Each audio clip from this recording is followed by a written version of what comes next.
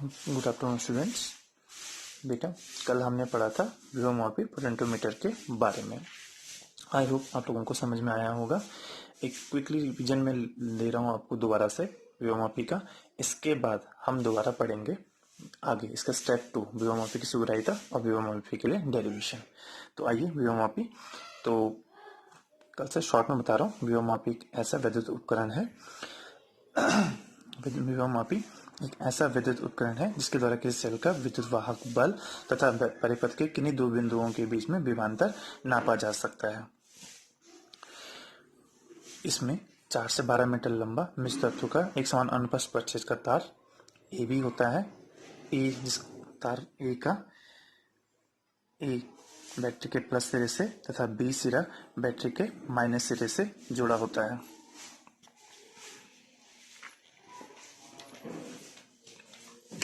ये एक सेल है जिसका विद्युत वाहक बल आपको ज्ञात करना है।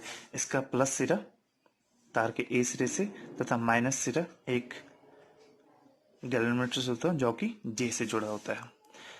तार में धारा ए से बी की ओर को बहती है, ए से बी की ओर को बहती है और तार के प्रत्येक बिंदु पर विभव गिरता चला जाता है। तो तार के प्रत्येकांक लंबाई पे विभव का गिरना विभव पतन कहलाता है।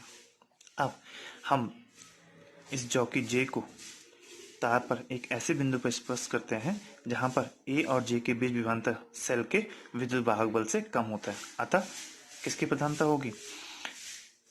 सेल की धारा की प्रधानता होगी, जो कि ए J1 ई मार्ग से बहती है, प्लस से माइनस में। और इस तार में जो बैटरी से धारा बहती है वो ए ई J1 प्लस से माइनस, बैटरी ये सेल से ए J1 ई।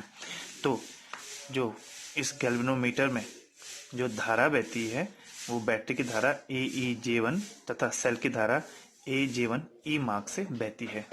तो हमने जॉकी जे को तार के एक ऐसे बिंदु पर स्पर्श कराया था जहां ए और J1 के बीच विभवांतर सेल के विद्युत वाहक बल से कम होता है। अतः जो गैल्वेनोमीटर में धारा होती है वो सेल के द्वारा दी जाती है। अतः गैल्वेनोमीटर में एक विक्षेप सेल की ओर की तरफ आता है। इसकी विपरीत अब हम तार को एक ऐसे बिंदु J2 पर स्पर्श कराते हैं जहां पर ए और J2 के बीच विभवांतर सेल के विद्युत वाहक बल से अधिक होता है। अतः सेल धारा प्रदान नहीं करेगा। अतः इस कंडीशन में गैल्वेनोमीटर में बैटरी की धारा की प्रधानता होगी।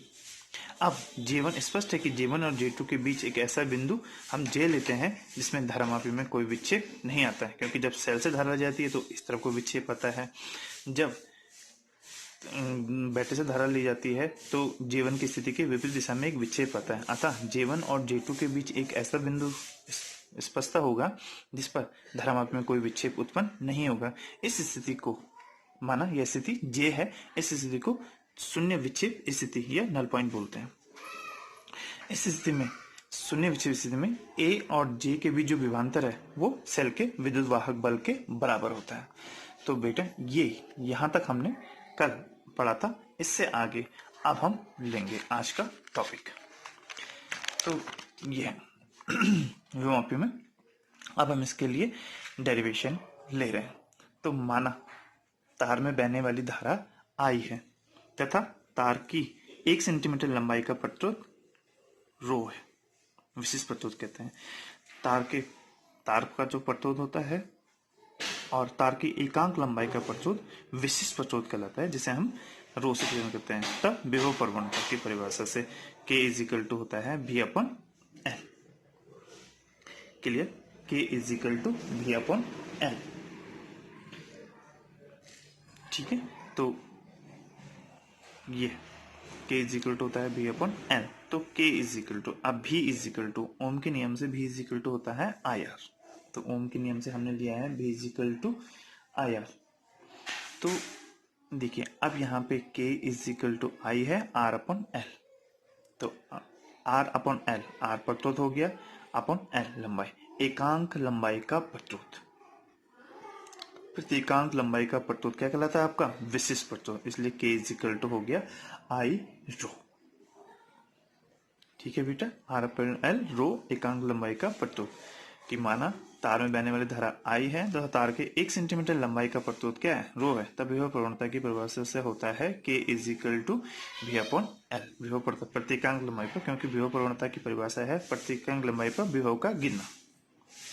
प्रत्येकांक लंबाई पर जो विभव या प्रत्येकांक लंबाई पर जैसे लंबाई बढ़ती है विभव गिरता चला जाता है, तो प्रत्येकांक लंबाई का विभव प्रवणता कहलाता है। इजिकल टू फॉर्मूला बनेगा K is equal to V upon L।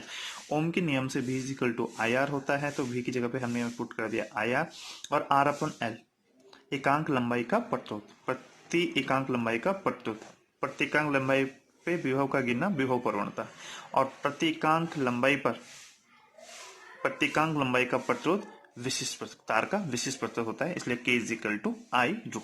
तो फॉर्मूला आप यूज करते हैं K is equal to V upon L, ये K is equal to I upon rho भी आप यूज कर सकते हैं। अब यदि तार और A और G के बीच, अब ये पॉइंट A J2 कहीं पे भी हम अगर इनके बीच में इनको चूज करते हैं, तो यदि तार के A और G के बीच की लंबाई L सेंटीमीटर हो तथा A और G के बीच विभवांतर V हो, तो K is equal to V upon L से V इजिकल टू हो जाएगा आपका KL, अर्थात विभवांतर इजिकल टू हो जाए विभव प्रवणता गुणा लंबाई।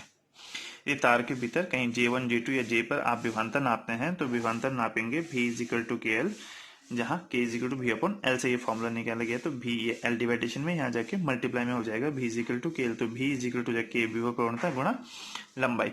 अब शून्य विक्षेप स्थिति के लिए आपको बताया था कि शून्य विक्षेप स्थिति में A और J के बीच विभवांतर सेल के विद्युत वाहक बल के बराबर होता है। तो शून्य विक्षेप स्थिति के लिए विभवांतर भी सेल के विद्युत वाहक बल के बराबर होता है। इस कंडीशन में भी विभवांतर किसके बराबर हो जाए, विद्युत वाहक बल के बराबर, और V इजिकल टू होता है KL, इसलिए V इजिकल टू हो जाएगा E और E इजिकल टू KL। अतः शून्य विक्षेप स्थिति के लिए जो विभवांतर है उसको E से प्रेजेंट करेंगे, तो E इजिकल टू KL, तो V इजिकल टू KL से। तो ये था आज का टॉपिक हमारा कि विभव मापी में कैसे विभव प्रवणता का फॉर्मूला कैसे है। तो विभव प्रवणता K इजिकल टू प्रत्येकांक लंबाई पर का विभवांतर विभव प्रवणता, यह प्रत्येकांक लंबाई पर विभव जितना गिरा है वो विभव प्रवणता। तो ये था K इजिकल टू I रहे। यदि AG लंबाई L यदि तार के किसी बिंदु पर जहां पर J1 J2 या J पे स्पर्श कराए उनके बीच में विभवांतर V हो, तो V इजिकल टू KL से। और शून्य स्थिति में विभवांतर विद्युत वाहक बल के बराबर होता है, इसलिए V की जगह पे हम यूज करेंगे E केंद्र। अब आता है बेटा इसका इंपॉर्टेंट टॉपिक विभव मापी की सुग्राह्यता। जैसे विभव प्रवणता से आप क्या समझते हैं, तो विभव मापी की सुग्राह्यता, तो विभव प्रवणता K is equal to V upon L, और V अगर V इजिकल टू KL हो जाएगा, अगर हम K को कांस्टेंट माने तो V प्रोपोर्शनल टू L। अर्थात यदि विभव मापी में प्रयोग जॉकी को शून्य विक्षेप स्थिति से थोड़ा ही इधर उधर खिसका, शून्य स्थिति में तो ये स्ट्रेट हो जाएगा, लेकिन थोड़ा इधर उधर खिसकाने पर यदि धारामापी में आपका पर्याप्त विक्षेप आपको प्राप्त होता है, तो विभव मापी आपका क्या माना जाएगा कि विभव मापी सुग्राह्य है।